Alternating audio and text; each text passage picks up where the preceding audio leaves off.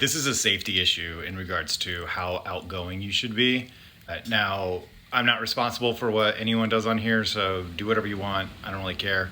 But if you were somebody I was responsible for, what I suggest and don't suggest is go ahead and identify as submissive. That's kind of a risk you have to take in the space.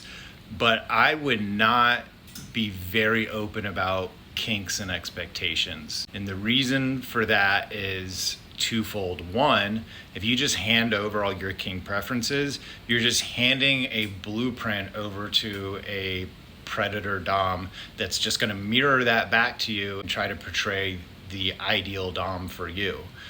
When it comes to a skilled, competent dom, one of the responsibilities they have is to create an environment where that kind of communication can be honestly and genuinely expressed, that type of communication being the exchange of our kink preferences. So I take it upon myself to develop a framework and a timeline that extracts that information and make sure that we're on the same page, make sure that we are compatible and that we would be successful together.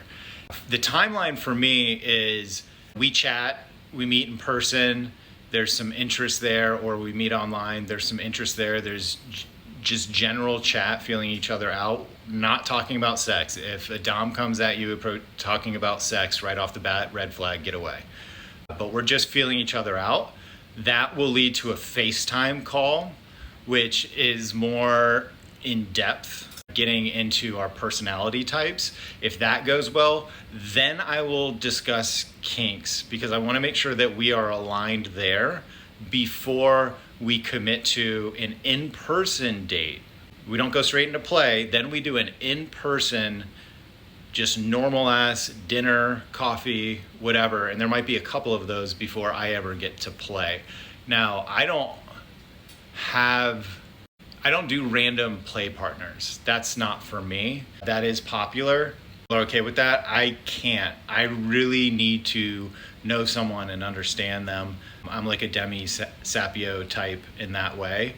So I am just really wary about the submissive handing over, like in a ribbon tied basket, the information that a predator, abusive dom type could use to manipulate them and present themselves as the ideal dom for them.